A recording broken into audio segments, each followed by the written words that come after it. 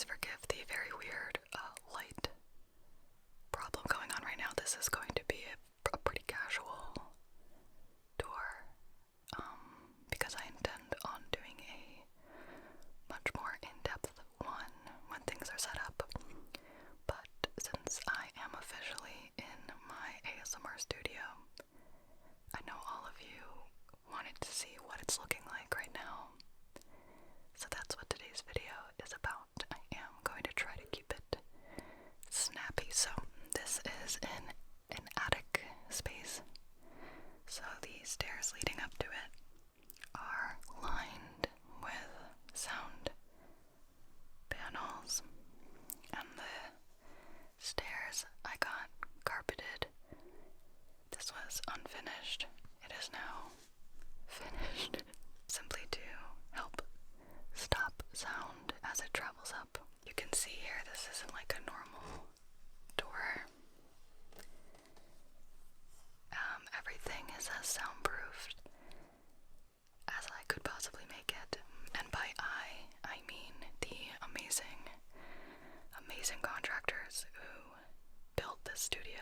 I very badly wish that I could give them a shout out, but obviously, you know, when you hire specific contractors, it's very location specific. But if any of my ASMR pals or content creator pals are looking for soundproofing or building contracting of any kind, hit me up and I'll be happy to share their information.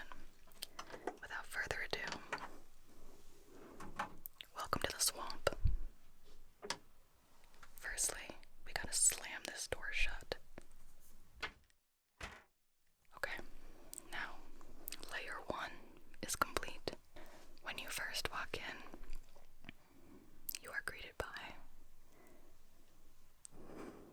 look at her, she's beauty, she is grace. She took me like 20 hours to find on the internet because I can't stop once I start looking for something. Okay. And moving on, this is the hallway into what I'm calling the control room. Now, if we turn around slowly, Gibi, you see our first unfinished part, as in there is so much I still need to do in terms of moving my stuff into here, organizing. I have a shower curtain, shower rod, holding on to some clothes. I put all of my extra various tripods and things, clothes, and then in here, this nook that's very dark that you can't see, this is where I'm going to put a ton of storage. You can see I already have a few bins that made it over, a couple of lights, and just like pieces of film stuff that I definitely don't need constant access to, so all of that's gonna get nice and organized. One of the biggest reasons why I wanted to have my own studio space was also for Ben and Sadine's sake. When I work and film, our days are constantly thrown for a loop depending on when I can film. If something's going to interrupt it, like a thunderstorm or a lawnmower or God knows what, we constantly had to make sure that Sadine was being quiet. I had to work around all of Ben's calls, so he and I would end up working opposite hours. Very tough.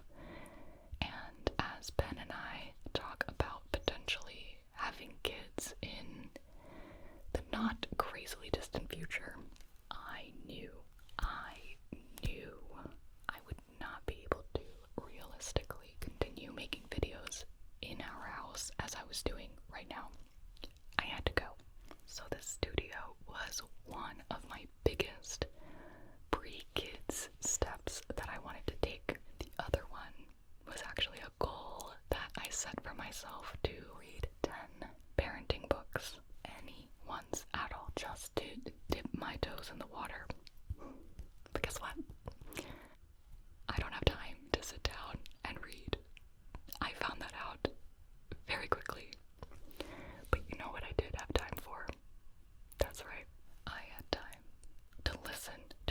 audiobooks on Audible, and I finished 10 titles in just a few months. Something I thought that was going to take me all year, and it was awesome. I was listening while I cleaned up the attic where the studio was going. I listened while I was moving equipment. I listen all the time when I'm doing my makeup before a video, when I am showering, every time I drove anywhere. It went by so quickly. I thought that Audible was quite literally the most appropriate sponsor for this video tour because I had such a good experience with using it so frequently these past few months in particular. I particularly loved The Gardener and the Carpenter by Alison Kopnick, which was just a really awesome exploration of what parenting even means. I had quite a few revelations during that one. And then on the other end of the spectrum, I really enjoyed No Bad Kids, Toddler Discipline Without Shame, which was a very straightforward how-to compilation of Janet Lansbury's articles that felt like a very digestible podcast almost. If there are ever any tiny Gibi and pens running around, you can rest easy knowing that you are not going to hear them in my videos. But as much as I recommend diving into a few titles in the parenting category, whether you plan to have kids of your own or not, I just find it also fascinating. The best thing about Audible is how much variety there is. The summer of storytelling is in full swing, so I've already found a couple of other titles I am so excited to start listening to next. I might even go wild. Throw in a fiction one. Oh my god. The Audible membership gives you a chance to discover awesome new stories and new formats to try. So if you'd like a free trial, you can go to audible.com/GB or text GB to 500-500. New members can try Audible for free for 30 days. You can choose one title a month to keep, and you get full access to the included library. You can download or stream as much as you'd like. That's audible.com/GB or text GB to 500-500. Thanks, Audible. Alright, this is where the mic starts to get kind of crusty, so we are now supplementing with voiceover, and here is the control room in all its glory. So the hope for this room is to give anyone helping me or hanging out a place to be that isn't directly in the studio booth side. My mom has been the one behind the scenes helping me in a lot of my more complicated videos, and she has really learned a lot. It's starting to spoil me a little bit too much, so obviously I'm trying to entice her to be here more permanently when she can. I do think grandchildren will help with that, but having the option of a space where people can breathe without a mic picking it up, as well as a better way to organize storage, and the fact that putting up a wall in the middle here makes soundproofing much easier than trying to navigate all the weird corners and angles and the windows. So now I just have a very official looking setup over here. And we have some built-in shelves, which I love. They turned out so nice. Look at them. Alright, switching back to the mic on the camera in just a moment again, but you will be hearing my voiceover again later. My friend sent me like 12 bags of nerd gummy clusters, and I am eating them at an alarming rate. But regardless, I'm not going to go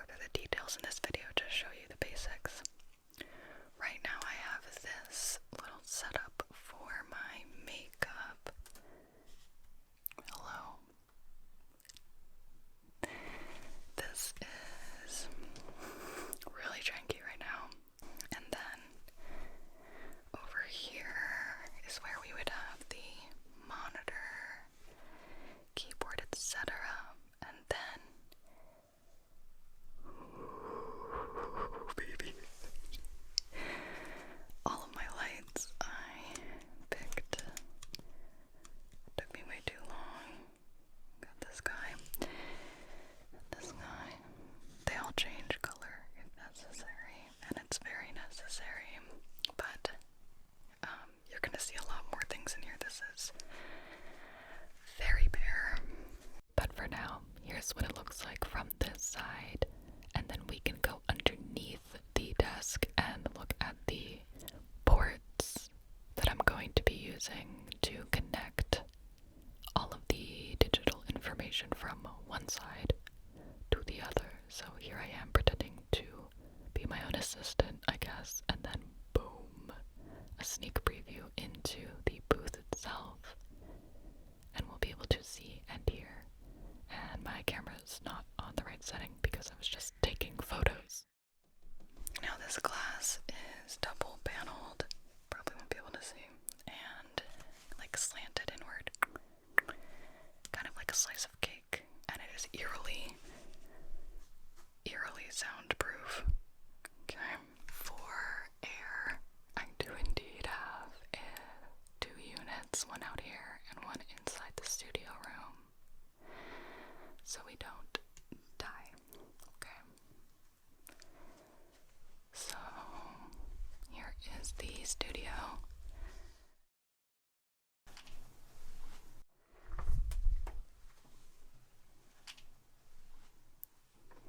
Here she is. I just shot the Scary Cousin Bride video, and I kept it up so I can show you an example of what it looks like when I'm shooting a video in here so far. Close the door for maximum sound cancellation.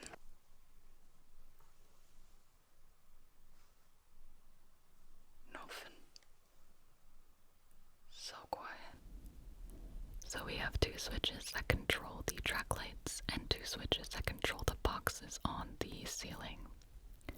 Now these walls are made of a ton of layers, and this outermost fabric layer is essentially a bunch of built-in giant sound panels. This room, I'm calling it the studio booth. It has floated floors, meaning there is a foundation, a platform underneath this entire booth, and that reduces vibrations and sound coming in from below. And the ceiling has a layer like this as well. I chose a soundproof treated carpet as well, and 3 of the 4 walls and the ceiling have a layer of mass-loaded vinyl, which is crazy because that is heavy stuff. It comes in these huge rolls / sheets and is one of the best ways to help soundproof a room. I do also believe we used a specific thickness of sheetrock. It was a big project, very big project. We started it in February and completed it end of May, so about 4 months. It felt very fast. Things just happened every single day, so I didn't really have the most time to document it, but in a future video I will definitely throw in some progress pictures if I can compile those.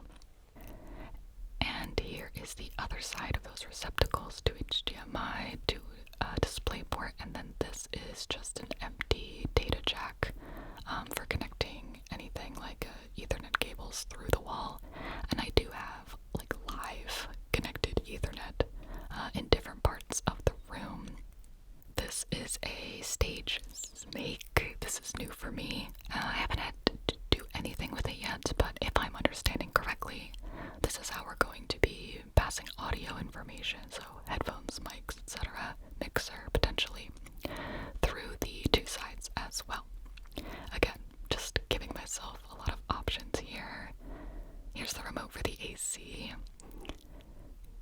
and then this remote, I'll show you what that is in just a moment. Back in the corner here, this setup is a bit temporary. I'll probably get one more big comfy chair, and then this desk / table will most likely go out there. And then this monitor is the one that I want to attach to the standing cart setup, which I will be going into detail about. Okay, let me show you what this remote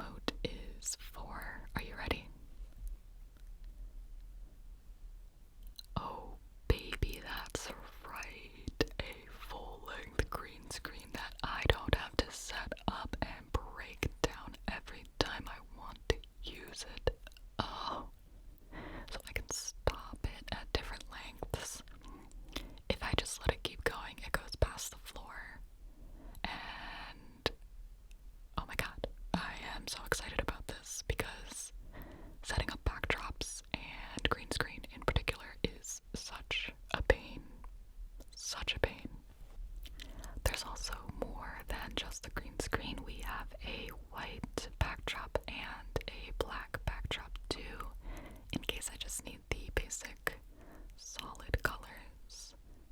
But yes, very good material, and it does indeed go past the floor if necessary.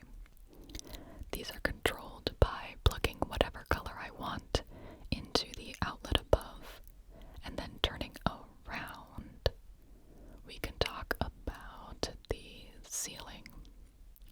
So I really wanted any kind of rack so that I could hang things.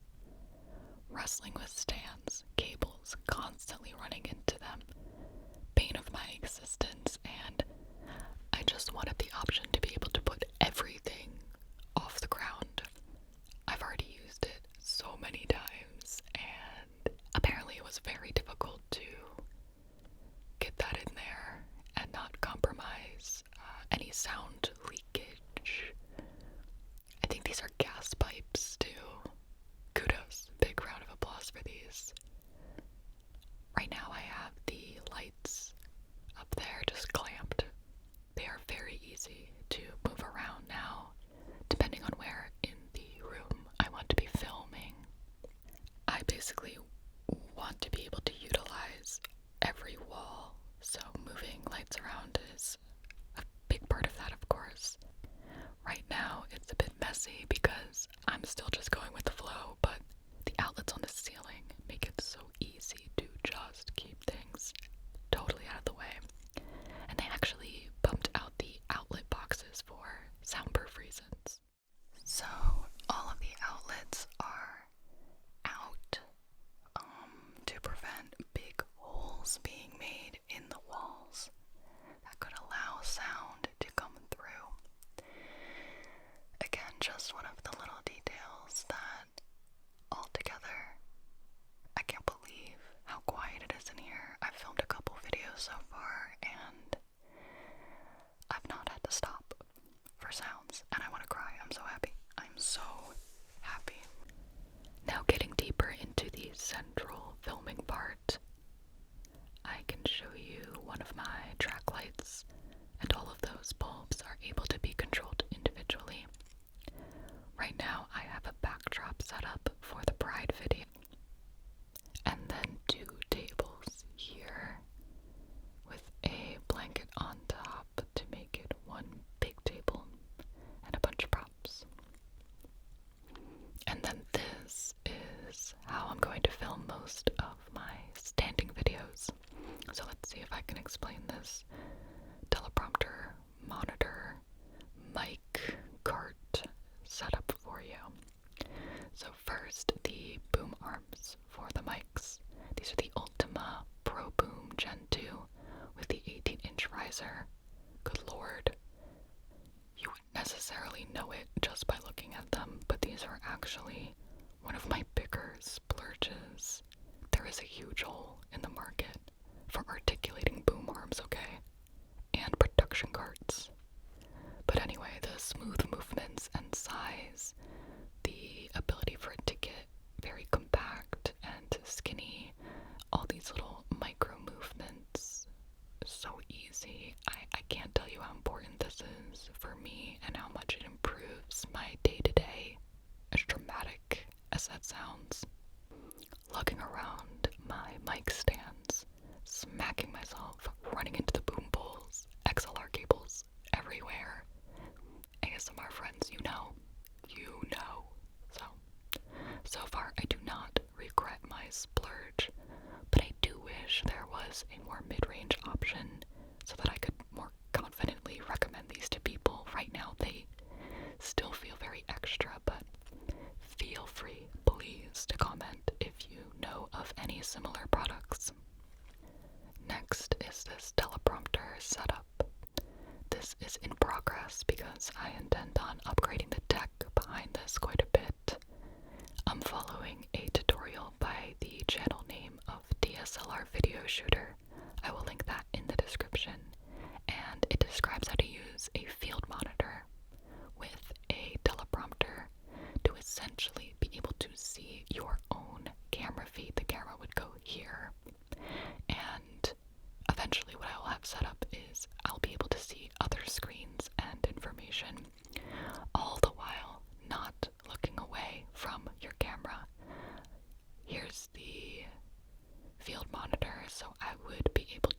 myself in the middle here. I'm a huge offender of viewfinder peeking. And on the other hand, when you're not looking, it sucks so much when you don't notice something off the entire time you're filming. When the focus is off, or there's something in my teeth, or God knows what. As soon as I saw that tutorial, I knew that I wanted to add that to my workflow, and it has indeed been a game changer. Another reason why I have this on its own stand and not attached to the camera itself is because, again, my content very specifically and frequently calls me to touch the camera, touch the viewer's face, and I could not find a good way to have the camera not jiggle or shake too much, so having this completely separate means that this teleprompter can move, but you will not be able to see that movement on camera. Wild, right? And I don't always feel like I need to use the teleprompter, so I can just roll it away. So now we come to talking about my beloved cart. I am pretty sold on the idea of this. Ideally, this is my standing setup here, and then my sitting setup would be at the desk on the side. I've been going back and forth over whether this cone cart I got is going to work for what I need, and I'm definitely going to have to modify it a bit more aggressively. I can't really clamp anything heavy to it right now because of how thin the metal is, and it kind of scoops down. Foam works really well to hold what I have on it, but I'd rather have my camera on something more similar to my mic stands, like one pole that doesn't take up a lot of real estate and that can go up and down, than with an articulating, easy to move arm rather than bulky tripod guy. Listen, I want to make it all perfect, seamless, and oh, this is my cool tool. It's the best. Right now, it is super functional. I just want to also have my monitor attached as well, which is quite heavy and needs space, and we'll see how it ends up. But now I'm talking about my mixer. This is the Rodecaster Pro. We swapped it a bit ago. It was Vest's suggestion. I'm loving it so far. And on the second shelf, we have a few essentials. A headphone hook to put my headphones on when I'm listening. A heavy piece of white cardstock, and this is what I use for white balancing because I change the color of my lights a lot. A little bin for things I tend to use all the time: scissors, tape, a rag, lint roller, etc., etc. Over here, this bin holds batteries and AC power for cameras. Here is the one I already have plugged in that I use while filming. And then this bin, which is holding other camera things and mics that I might want easy access to. Here we can see, in theory, I want to have one main power strip that I would plug absolutely everything on the cart into. But I need the plug, the cord of it, to be longer. So I just want the cart to have one dangling cord on the floor rather than many as it used to be in my other filming room. But ideally it would be on the front of the cart. All this cable management will be cleaned up, and it's great so far. This is where I will offload audio when I'm done filming. I just plug that in, boom, boom. There's a sandbag to hold the tripod, and then some of my tech bins of stuff I use a lot. We have clamps in the back, separated by type, and different bags of cables. These are organized, actually, by cable type. Over there, cable management, tools, and then small adapters, small clamps, things I've been grabbing a lot while setting up this room and different equipment. So, in theory, I have this cart, right? And then everything's nice and neat and organized. simply roll the cart around wherever and just worry about that one cable. Nice and neat. Gibi is happy. This dangling from the ceiling is a super long HDMI cable currently being fed into the monitor in the corner. So in the future, that's the monitor that I want to be on the cart, with obviously a small HDMI cord running from the field monitor into that, so everything is connected. Now over here, we have the sitting/desk setup. So the cart is for standing, and then the desk would be for sitting, and also overhead shots. And these would be filmed from a camera that's coming out from the wall and facing straight downward onto the table anytime I need more of a close-up, bird's eye view, anything on a surface. This desk is Ben's old one from his office, but I actually just placed an order for a sit-to-stand desk because I do figure it's always best to have the most flexibility and control over movement and shots, because I never know what shot I'm going to need. This is my last monitor that I've put up, and this is an amazing monitor arm and a little Gibi cup spoiler. But this pile of electronics is the next thing I would love to work on.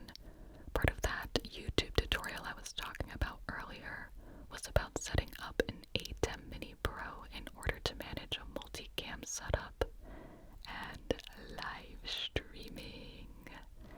I have never really gotten to do a ton of ASMR live streaming, mostly because of my inflexibility to be able to schedule it, because I would just be interrupted. So I'm hoping the studio will actually allow me to do that. So here she is. So that's that. Thank you guys so much for watching. Feel free to ask any questions in the comments. Otherwise, I, again, will certainly be doing an updated tour, probably like more of like a multi-part series where I talk about various things. So let me know what you're interested in. Seriously, thank you all so much for being here. This video is coming on my 7th year anniversary of this channel. My life is completely changed and so different in a good way than I thought it would be. It's very cool to compare this new studio to where I started. And thank you to everyone who sat through ads, people who cheer on sponsored Saturdays. All of that quite literally contributed to this, so I hope you're not sick of my videos, because I have to make some more now. I'm hoping that this will just help the process of